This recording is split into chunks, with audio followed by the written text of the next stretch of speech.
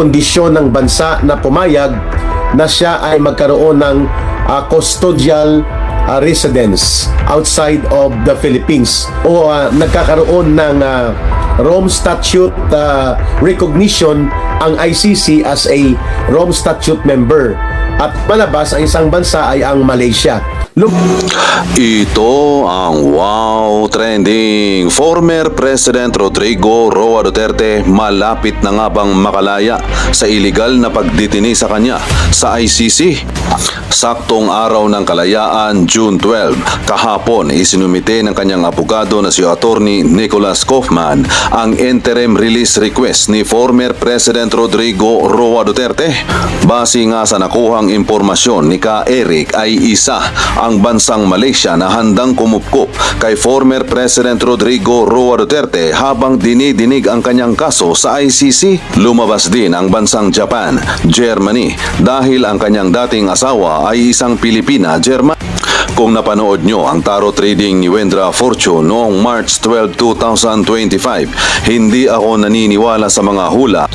But na-mention ni Madam Wendra Fortune sa kanyang vlog na nakita niya na merong isang napakalaking bansa na sasagip at tutulong kay Tatay Digong at isa sa powerful na bansa. Sa mga netizen nga na napanood ang tarot reading ni Madam Wendra, yes indeed, at yun ding segment na yun ay napanood ko. At the same time, nagtarot siya about kay Vice President Inday Sara Duterte na humahawak ng isang globo na ang ibig sabihin ay hawak ni Inday ang mundo. Nakakakilabot pero masayang masaya ang puso ko dahil mulat sa Paul ako ay tunay na anak ng Davao, born and raised during Marcos ML at alam ko lahat ang nangyayari sa syudad lalo na sa amin sa Agdao.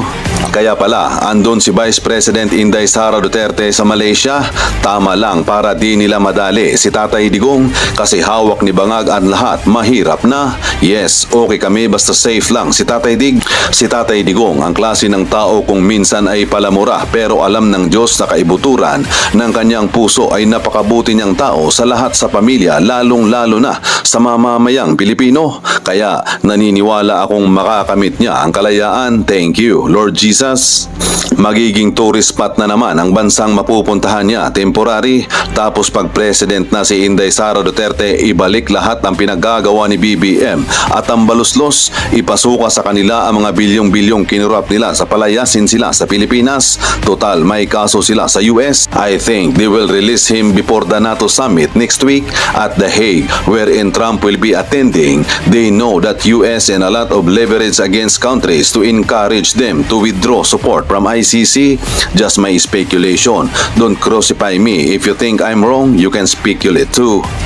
Kung saan man siya mananatili, alam kong di siya pababayaan ng Diyos dahil hindi pa tapos ang misyon niyang ibinigay sa kanya ni Lord. Humina man ang katawang lupa pero ang talas ng pag-iisip niya siyang gagana para i-guide ang kanyang allies to do their purpose at siya rin ang magbibigkis, bigay ng puwersa sa masang Pilipino for 2028 maipanalo ang ating Vice as President. My intuition suggests that Vice President Inday Sara Duterte's presence in Malaysia may not be coincidental. It's possible that Malaysia is being considered as the potential host. So we send our prayers of solidarity to the family of those who perished sa hindi magandang pangyayari po dyan sa India. At ngayon din po mga kababayan, habang pumapasok ng mga viewers natin at mga kasama sa Talakayang Bayan, officially po ay naisubmit na ang petition for interim release ng legal team ni Pangulong Duterte sa ICC Chamber. At ito po ay officially received na sa petsa po na June 12. At tatlo po ang naging batayan ng panawagan or petition. Una, si Pangulong Duterte po ay entitled sa kanyang karapatan sa human rights, sa Universal Declaration of Human Rights, and even po sa United Nations Convention on the Protection of Civil and Political Rights dahil siya po ay akusado pa lang. Hindi pa naman po siya convicted. So pwede pong i-apply niya ang kanyang right for conditional or interim release from custody and detention of the International Criminal Court. That's number one. Nasa batayang karapatan po yan ni Pangulong Duterte, mga kababayan.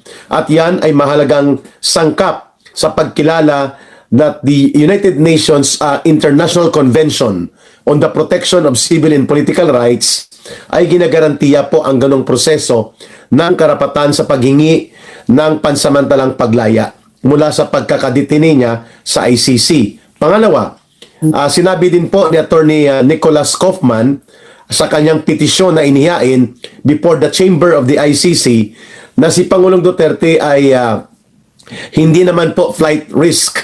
Ibig sabihin po, bagamat siya ay papayagang ma-release, hindi naman siya tatakas.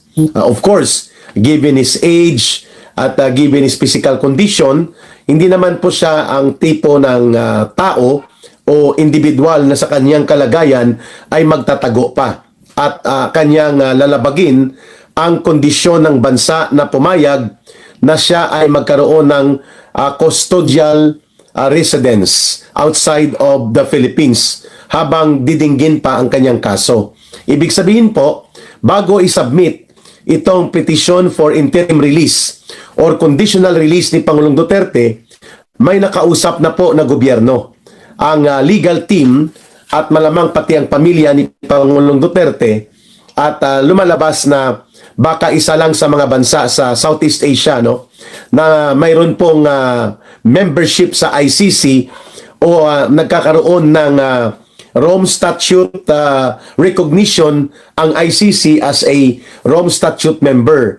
At malabas ang isang bansa ay ang Malaysia. Lumalabas lang po ito. Hindi naman po ito ang naisaad na pagpapahayag ni Attorney Kaufman. So hindi po flight risk si Pangulong Duterte. At sa kanyang kalagayan po ngayon, mahirap na ang magtago pa siya. At lalabagin po niya ang diplomatic generosity ng isang bansa na magkukustody sa kanya habang siya po ay hindi mo na pababalikin sa Pilipinas dahil nandito po o nandyan sa Pilipinas ang mga akusasyon at ang mga akusado ang mga testigo na nag-aakusa sa kanya. So that is procedural preference na mas maganda kung outside of the Philippine territory muna or outside of the geographical scope ng teritoryo ng Pilipinas. So lumalabas nga po ang hint o idea na may possibility na ang Malaysia, which is an ICC-affiliated country at isa siya sa member nation under the ICC Rome Statute, ay may possibility na pwedeng ito po ang maging custodial country kay Pangulong Duterte. At third, habang dinidinig po ang kaso ni Pangulong Duterte, hindi po required na siya ay maging physically present. Ito po ang sampal sa mukha ni Marcos at ni Romualdez at ng mga alipores nila. Hindi naman pala dapat si Pangulong Duterte ay ipinatapon, ipinadukot, ipinatapon papunta sa ICC detention sapagkat under the rules ng Rome Statute, ang isang akusado ay mayroon pong karapatan at opsyon na hindi mo na i-remit o hindi mo na i-turn over sapagkat lalo na kung there is no condition of an imminent flight na magtatago siya o tataka siya.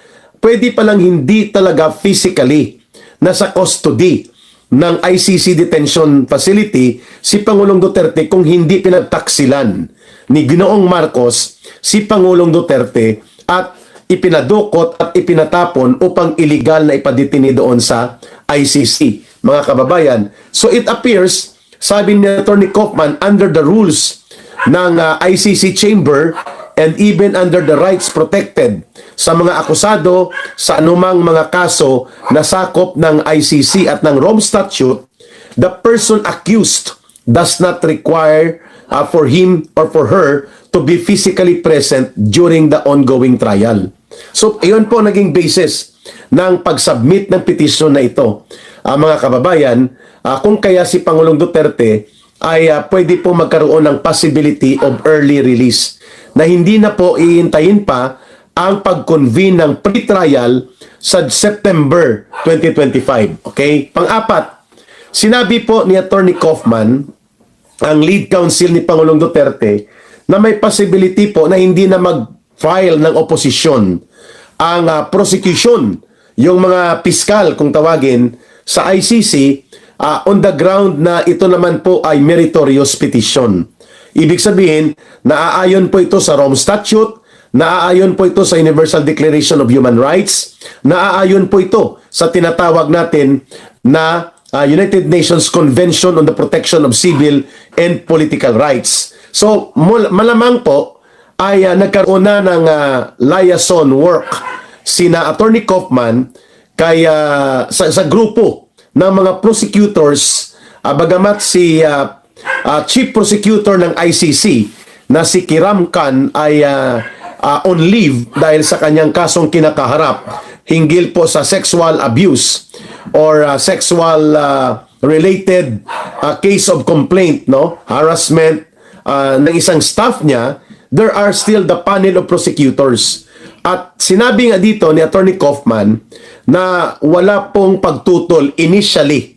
Hopefully, hindi po ito mamaniobra ng mga CPP, NPA, NDF, International Network Operators na itulak ang pagbigay ng oposisyon laban sa petisyon for interim release ni Pangulong Duterte sapagkat pwede pong ito ay pagmumula ng delay. No, kasi ang sinabi ni Attorney Kaufman, as of the moment, the prosecution panel is hinting that they are not going to file an opposition to this petition or urgent motion for interim release of former President Duterte. Ba maganda ito? Iiyak nito ang mga komunistang teroristang CPP, NPA, NDF na atat na maipapakulong si Pangulong Duterte bagamat they cannot produce solid evidence kung ano talaga ang krimen nila sapagkat sinasabi nilang 30,000 almost ang napatay o pinapatay ni Pangulong Duterte kaya naging crimes against humanity ito, nag-induce ng mass murder daw si Pangulong Duterte, samantalang 43 lang ang kanilang na-produce na affidavit at mga testigo at sa 43 na ito, 19 ay noong alkalde pa si Pangulong Duterte sa Davao City. Hindi pa siya bahagi ng pagiging Pangulo ng bansa. So there is really a weak evidence and there is really a question of lack of jurisdiction. Pero ang lahat ng ito po dahil ang Pilipinas, bagamat hindi nasakop ng ICC at hindi na tayo bounded by the Rome Statute na siyang salalayan ng pagkakaroon, Doc Elmer Sadyang Abay, good morning, good evening. Ang Pilipinas po, hindi sakop ng ICC, technically and officially. Subalit, ang gobyerno ni Marcos ipinilit po ang tinatawag na state-imposed rendition upang si Pangulong Duterte po ay ma-take into custody ng ICC. Kaya siya nasa Netherlands ngayon. Pero under the Rome Statute, na nakasaad po doon na ang isang akusado ay hindi pala mandatorily required na dapat physically present habang dinidinig po ang kaso. So yun po ay isang protected right of an accused at ginamit po yan sa petisyon. At mukhang iiyak nito si Cristina Conte, ang representante ng CPP, NPA, NDF na nagmamarunong na as if alam na alam niya ang lahat ng proseso tungkol sa ICC at sa Rome Statute, hindi naman pala siya kinikilala, mga kababayan. O sana asap ka, Eric, no, para sampal sa makapal na pagmumuka nito nila Marcos at nila Romualdez at pati na po nila General Diwata. Very clear paliwanag mo ka, Eric. Thank you, Storm Rider at Jing Siguro. So there is an imminent and high possibility of an immediate conditional release favorable to Pangulong Duterte should the opposition will not be submitted from the prosecution as earlier hinted out by Attorney Kaufman. No? Ipinaliwanag ni Attorney Kaufman na mukhang nagkaroon ng liaison work. Hindi na po ito magkakaroon ng opposition. And we hope and pray that it will be that way, mga kababayan. Okay. Pangalawang punto dito. Bagamat sinasabi that Pangulong Duterte can be released on conditions na binanggit ko yung tatlo, yung UN Universal Declaration of Human Rights, yung United Nations International Convention on the Protection of Civil and Political Rights, yung ICC Rome Statute granting and allowing the right of the accused to avail of interim and conditional release for as long as there will be a custodial authority or custodial country that will be available para sa kanya, and mukhang available na. At ang pang-apat ay mukhang hindi na po magtutuloy-tuloy pa ang oposisyon ng prosecution. At ang panglima, hindi pala talaga mandatorily required. Salamat Manong Eric, Roslyn Padrique. Hindi pala mandatorily required si Pangulong Duterte to be physically present. Kaya ito po dapat ang ginawa ni Torre at ni Marcos. Kung talaga sila po ay hindi nagtaksil at hindi para sa political persecution at political demolition ng Duterte political group, mandatory din po sana yon sa Rome Statute na dapat ipinresenta sana si Pangulong Duterte sa isang local court kung saan siya kinuha. Ibig sabihin, kung Villamor Air Base, Pasay yan. At doon po sa local court kung sana ipinresenta siya at ginamit ng tama ni Torre ang kanyang utak, subalit dahil siya ay robot lamang ni Marcos at nila Romualdez, dapat po nagkaroon kaagad ng petisyon for urgent interim release sa local court pa lang sa Pasay. Kasi yan pala ay allowed under the Rome Statute. And under those circumstances na sinabi ko, under the United Nations Convention on the Protection of Civil and Political Rights, any accused, any person of any nation na sakop po ng United Nations, even hindi ka pa sakop ng UN, there is a universal protection for you to avail of your conditional liberty sakaling nagkaroon ka ng kaso o anumang legal problem sa isang international tribunal like the ICC, which was categorically and systematically denied of President Duterte due to the political envious and politically insecure na uri ng pamunuan ni Marcos. Ngayon, inihain ang opisyal na paggiit nitong mga karapatang sibil at politikal ni Pangulong Duterte that under the Rome Statute, a person accused, especially if the evidence prevailing are weak, cannot be compelled immediately to appear and become physically under custody of the ICC. Therefore, there is a high possibility that President Duterte will be released to a custodial country. Sige, okay na po tayo dyan para lamang po magkaroon ng reprieve o ng pagkakataon na makapahinga po si Pangulong Duterte mula sa pressure ng isang pagkakadetine. So he can be allowed to move around freely, although limited to a certain custodial authority country. For example, kung yan po ay Malaysia, granting na Malaysia, kung Malaysia, di malapit-lapit na po yan sa Pilipinas. I think Malaysia is only 1 hour and 45 minutes or 2 hours maximum by plane, mga kababayan. Kaya maraming salamat po dito sa magandang balita na ito that soon, without any further opposition from the prosecution panel, former President Rodrigo Duterte can be released conditionally with a custodial country. At nagkakaroon po ngayon ng ideya na pwede pong ang custodial country na ito ay nasa Southeast Asia lang. At ang pagkakaalam ko po, ang Malaysia ay isa po sa mga custodial country na pwedeng i-avail ni Pangulong Duterte. Bagamat ito ay malapit sa Pilipinas, at least ito po ay geographically outside of Philippine territory. So mas ma-access po ng mga kababayan niya at ng kanyang mga mahal sa buhay at ng kanyang pamilya si Pangulong Duterte. So he will become a temporary citizen custody of a custodial country. Yan po ang ibig sabihin yan. At ang makikipagbalitaktakan lamang po doon sa ICC ay hindi kailangan ang physical presence ni Pangulong Duterte. Ang makikipagbalitaktakan sa legal battle po ang kanyang mga abogado lang. Yon ay allowed under the procedure of the ICC and even guaranteed under the ICC Rome Statute Foundation. Ayun, klaro ha? Maraming salamat ha? At ito po ay naipaliwanag. So, malamang sa estimate po natin, by the way things are being decided on the motion and petition being submitted to the ICC by the lawyers of Pangulong Duterte, lumalabas po na baka within 15 days to 30 days. So that means within July or within June, ay pwede pong makalabas si Pangulong Duterte, granting that all the discussion points and conditions that I have laid down ay mangyayari. So tatlo po yung positive affirmative, no? Una, yung karapatan niya sa United Nations Universal Declaration of Human Rights, yung karapatan po niya hinggil sa International Convention on the Protection of Civil and Political Rights. Pangatlo po, hindi na siya flight risk, at sa kanyang physical and age condition, hindi na po niya kakayaning magtago pa as a fugitive.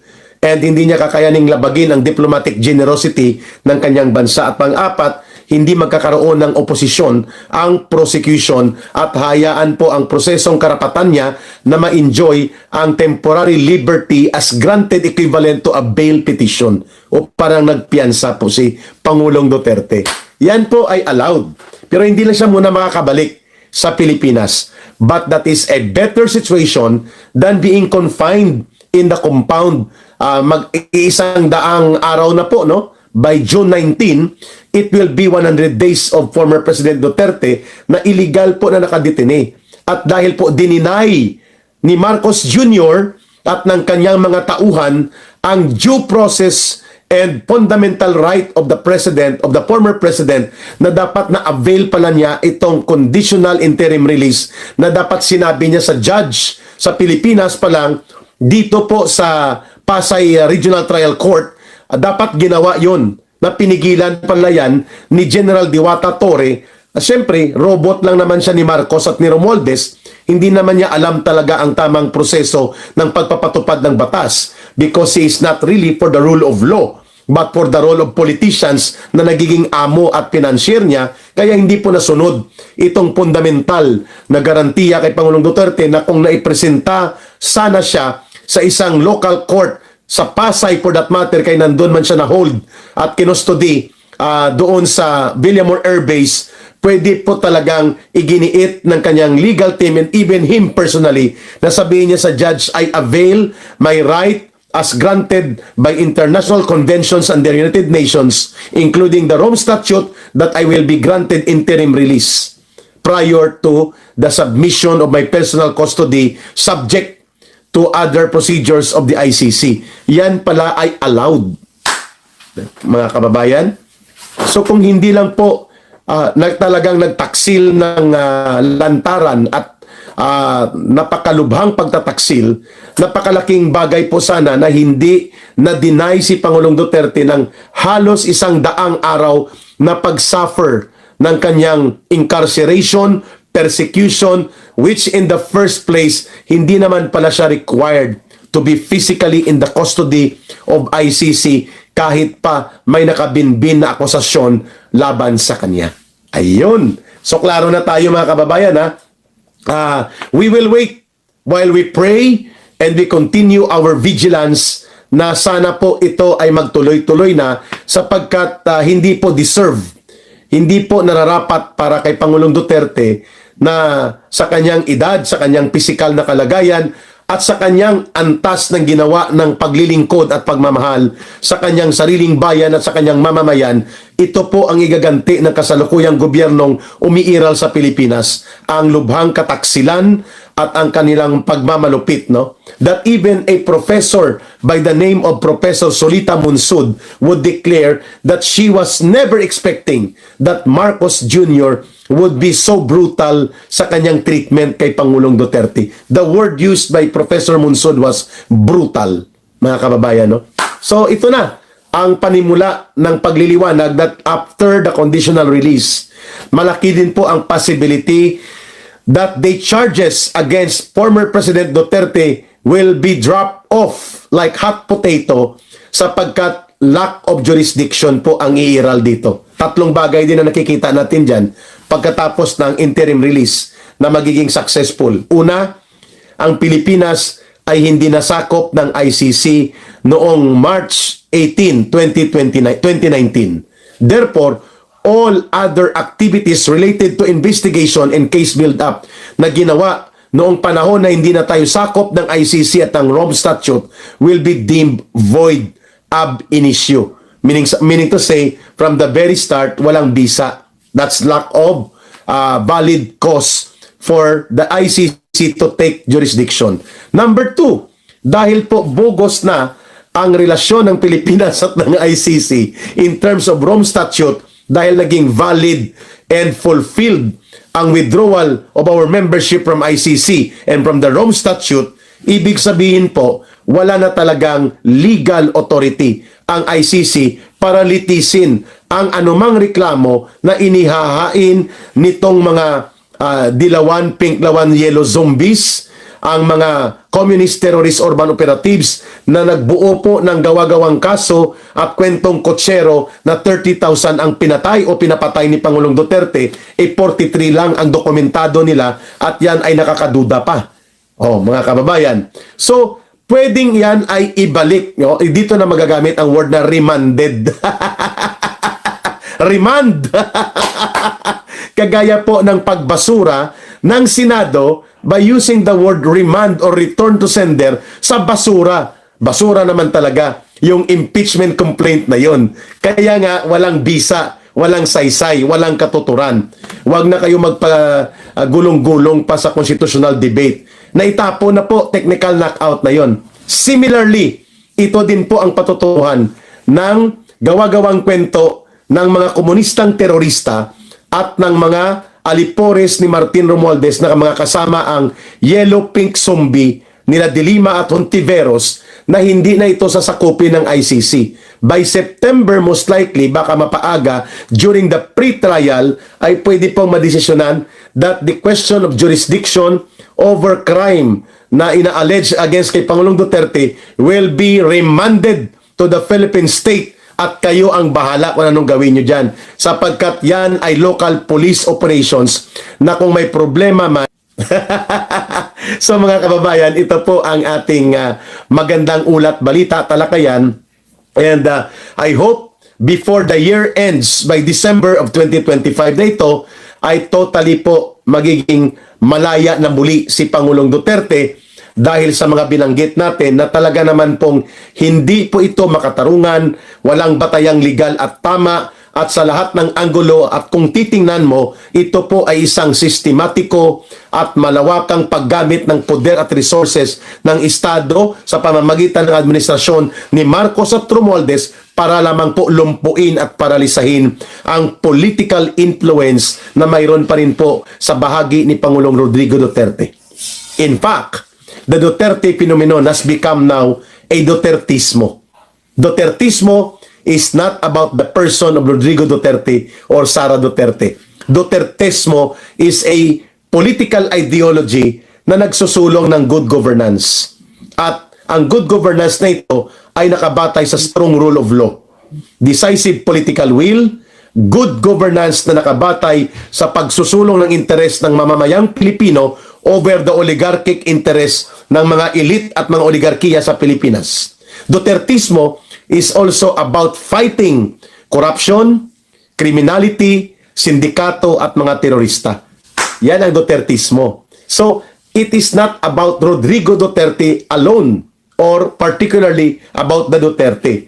It is a brand of an evolving political ideology na ang ibig sabihin ng Dutertismo is a set of political and governance principles na nakabatay sa interes ng taong bayan na lumalaban sa mga pang-aapi at mga pananakmal ng mga oligarko at elitista at nakabatay po sa matatag na pagpapatupad ng batas at decisibong lideratong politikal na nararamdaman ng taong bayan at handang lumaban at durugin ang terorismo, sindikato, kriminalidad at pati ang korupsyon. That is Dutertismo. And it is now going to be inevitable na mangyayari na ang Dutertismo nga ay ito ang patutunguhan. Mawala man si Pangulong Duterte because everybody goes towards that line, ay mananatili po ang Dutertismo. So sa mga nagtatanong kailan pauwiin si Pangulong Duterte, kung madidismiss po ang mga kaso niya. But until and unless wala pang dismissal, papayag muna tayo. Papayag muna ang kanyang legal defense team na i-custody muna siya ng isang bansa outside of Philippine territory, pero nakakagalaw na po siya.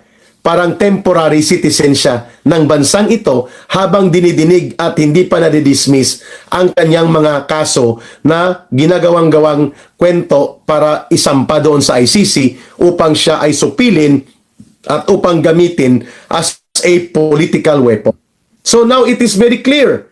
The ICC cases na inilunsad nila Martin Romualdez at Marcos at kanyang kinonsinte na ipatapon si Pangulong Duterte by way of extraordinary rendition, lahat ng ito po ay noted.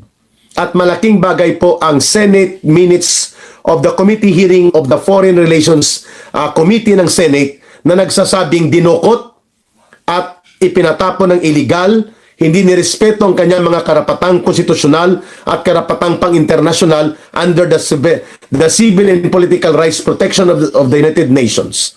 Ang mga Senate hearing po na ginawa nila Senator Amy Marcos will form part of evidence that the process of taking away Pangulong Duterte from the Philippines was a process of kidnapping, similar to what we call an illegal extraordinary rendition, kung kaya pwedeng madismiss. Pangalawa, lack of jurisdiction. At ang pangatlo, mga hindi po ito sakop ng ICC ang mga crimen against war on drugs sapagkat ito po ay law enforcement problem. So therefore, kung may question, yan ay question sa local court, not international tribunal. But hanggat hindi pa po yan na-desisyonan, which will be most likely to be tackled on September when the pre-trial chamber will open its pre-trial session, ibig sabihin po, si Pangulong Duterte will now have temporary liberty, though limited lang sa isang bansa na kung saan po, doon muna siya mananatili pansamantala. Ang tawag po dyan ay custodial citizenship or custodial authority of a country as designated by the ICC. It's okay na po, kaysa naman doon lang po siya sa compound ng ICC at hindi po siya makakagalaw bilang ordinaryong tao na may kalayaan at karapatan sa kanyang ordinaryong pang-araw-araw na buhay. So mas maganda na po yan mga kababayan. So we hope that this development mga kababayan on the situation of former President Duterte will now become an expedient situation upang mapadali po ang pagpapatigil po ng kanyang pagsasakripisyo. The sufferings of former President Duterte are more than enough because not just of the physical suffering but because of the outright betrayal na ginawa po ni Marcos at ng kanyang mga tauhan na instead na bilang gobyerno po ay siya ang nagproteksyon sa kanyang mamamayan regardless kung ito ay si Rodrigo Duterte o hindi, instead of doing the protection of its own very citizen. Ang ginawa ni Marcos, siya pa po ang naging dahilan upang ipatapon, ikulong at incarcerate ang kanyang sariling mamamayan sa katauhan po ni Rodrigo Duterte. So, God will always make miracles to happen. So ito na po ang panimula ng pagbabago sa kalagayan ngayon ng taong bayan na nakikita nila everything na ginagawa nila Marcos at nila Romualdez ay para lamang po sa kanilang pagkauhaw sa kapangyarihan at pagkagahaman na kontrolin ang yaman ng bansa at ang kaba ng bayan at lahat po ng mga puwersang politikal kagaya ng mga Duterte na naninindigan upang questionin ang nabubulok na uri ng pamamahala nila ay gagamitan po nila ng mabangis na mga instrumento ng Estado kagaya po ng kanilang pakikipagsabwatan sa ICC. At ngayon, mukhang mateteknikal din sila at walang kaduda-duda. Pressured ngayon ang ICC dahil even sa United States of America po, sa Russia at sa China, tatlong malalaking bansa na ito, hindi po nila kinikilala ang anumang legitimacy ng ICC. Mas malupit ang Amerika dahil sanctioned po ang lahat ng assets, ang lahat po ng financial transactions and mga bank deposits at bawal pang pumasok sa Amerika ang mga ICC judges and prosecutors. Mas matindi po ito ang kay Donald Trump na ginawa. And even sa Russia, there is a standing counter arrest laban against the ICC prosecutors and ICC judges. At ang China hindi nila kakayanin ito na bubuli-bulihin nila at gagamitan ng ganitong diskarte. And even ang Israel is standing up against them, no, mga kababayan. Kaya may pressure talaga sa ICC on the level of international na mga relasyon nito sa malalaking bansa. At lalo na nang ginawa nila ang pagkonsente sa pagpapadukot nito nila Marcos kay Pangulong Duterte, nakatingin po ang buong mundo. At nakita ng mga malalaking bansa na ito at mga leader nila na abusado itong ICC na ito. Pakialamero pa. At pwede pa palang gumamit ng rendisyon versus the leaders na tinatarget nila para lamang igiit ang mga maniobrang politika sa loob ng ICC. And that is the reason na hindi siya makaporma ang ICC ngayon sa China, sa Russia, and even sa Amerika. Tatlong malalaking bansa ito na hindi po makokontrol ng ICC. So magandang development ito 15 days to 30 days maximum. We are expecting that former President Rodrigo Duterte will be granted the interim release or the conditional release. At may bansa na po na nag-manifest bilang part ng Rome Statute member at ICC recognized na country na doon po ang temporary physical temporary custodial presence ni Pangulong Duterte habang dinidinig ang kaso niya. So maganda na po ito. Kahit papano, it's a step move forward na mas nag-umunlad at naging maayos po ang magiging kalagayan ni Pangulong Duterte, and he can easily be visited sa bansang ito. Ang ating nakukuha na mga idea ay mukhang sa Southeast Asia lang ito, mga kababayan. And so therefore, these are positive steps in the development ng ating mga kalagayan ngayon sa ating bansa. Ayan. And double